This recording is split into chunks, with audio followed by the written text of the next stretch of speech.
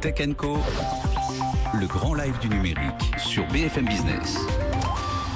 Avec nous pour en parler, Arthur Millerand, il est avocat, associé fondateur de Parallèle Avocat. Bonsoir. Bonsoir. Arthur, merci d'être avec nous. Les enjeux juridiques des voitures autonomes. Alors on sait, voilà, voitures autonomes, on en parle de plus en plus. On avait fait un débat d'ailleurs la semaine dernière sur les navettes autonomes, alors là sans aucun conducteur.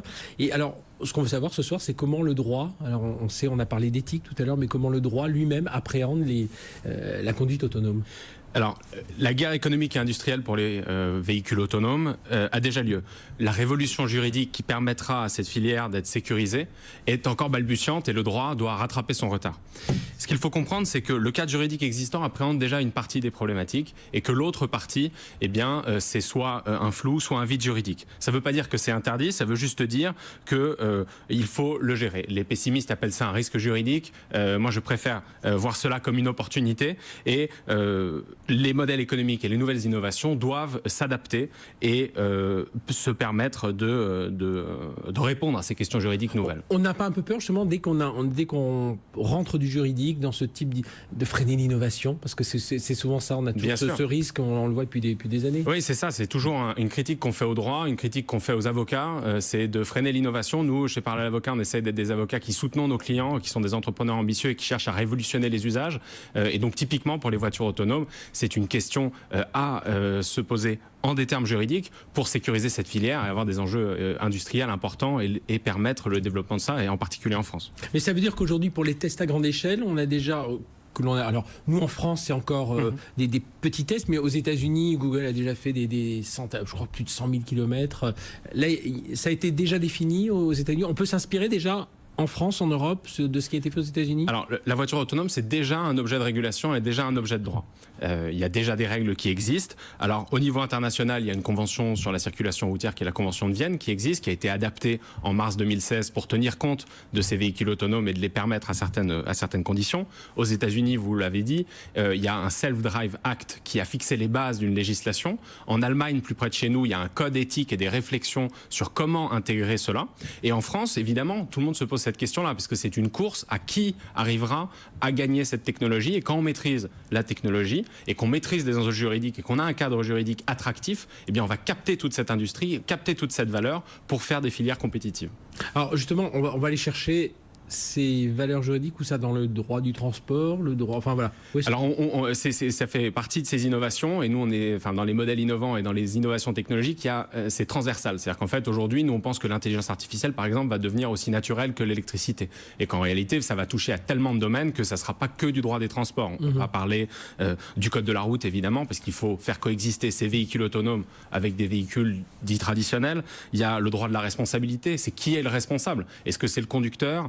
Est-ce que c'est le concepteur du logiciel? Est-ce que c'est le constructeur? Est-ce que c'est le concepteur des capteurs, par exemple? Donc il y a cette grande question de... Quand on va être dans les villes intelligentes, est-ce que c'est pas la ville qui gère les signalisations voilà, alors ce qu'il faut, enfin nous, notre conviction, c'est que la question sous-jacente, c'est la maîtrise de cette technologie et la maîtrise des décisions. Mais il ne faut pas perdre de vue que la voiture n'est pas si autonome que ça. C'est quelque chose d'écrit par l'homme qui va la guider.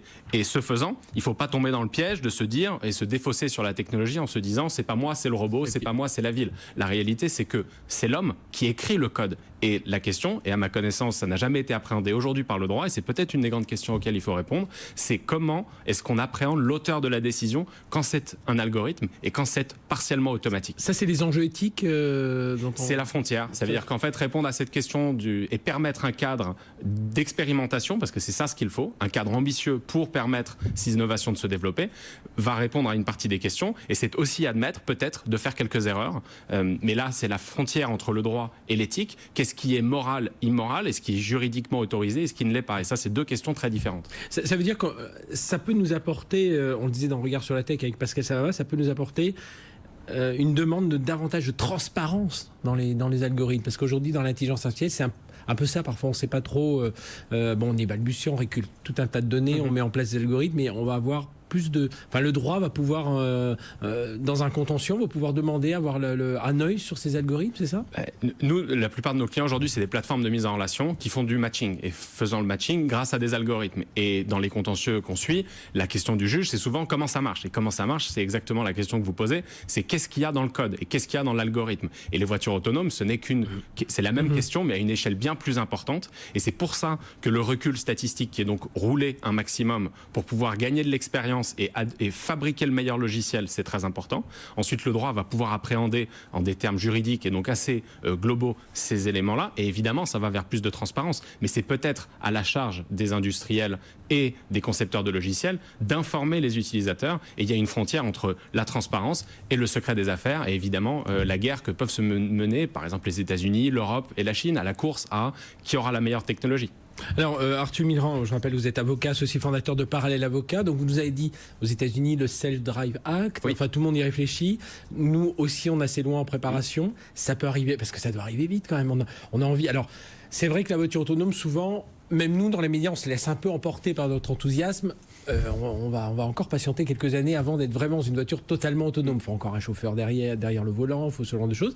Moi, il y a quand même, ce que je dis souvent, c'est la killer app de véhicule autonome, ça va être les navettes autonomes. Le petit livreur autonome, ça, on va en voir, ça va peut-être arriver beaucoup plus vite. Donc, il faut que les lois, ça sorte un peu plus vite aussi. Moi aussi, je suis un avocat enthousiaste et donc j'ai tendance aussi à croire que ça va arriver peut-être beaucoup plus vite que ça n'arrivera. Mais la réalité, c'est que c'est déjà le cas. Et quand vous regardez, nos clients réfléchissent, dans la mobilité, réfléchissent tous à la voiture autonome. Et la mobilité autonome, c'est déjà la mobilité d'aujourd'hui.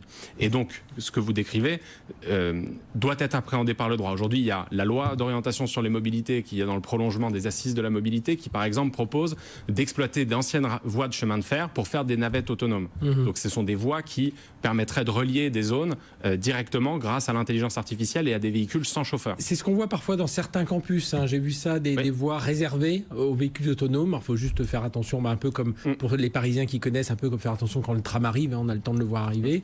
Mais on va voir peut-être des voies adaptées. Enfin, il y a tout un ensemble de choses. Il y a beaucoup de questions et beaucoup de questions que des clients se posent sur la coexistence et est-ce que c'est plus efficient d'avoir une voie réservée ou de mélanger la circulation. Et il y a tout un tas de questions là pour le coup qui sont extra-juridiques mais qui sont comment intégrer à un flot de circulation pour optimiser et rendre plus efficient le trafic. Parce que c'est ça l'objectif, c'est d'avoir des villes plus propres, des villes plus connectées et des villes plus autonomes. Mais tout ça, ça pompe énormément d'énergie, donc ça implique aussi de agencer les villes autour de ressources énergétiques, de les stocker. Et tout ça, ça consomme énormément d'énergie. Et il y a toute la question des données qu'on n'a pas abordée, mais qui est centrale pour ces modèles-là. À la fois les données des utilisateurs, les données de transport qui doivent être accessibles à tous, et également la sécurité de ces services informatiques et de ces logiciels. Voilà, eh bien, il y a encore beaucoup de discussions autour de ces enjeux juridiques et des véhicules autonomes. Merci Arthur Millerand d'avoir été avec nous, avocat, associé fondateur de Parallèle Avocat. Tech & Co, c'est tous les soirs, 20h-22h. Tech & Co, le grand live du numérique sur BFM Business.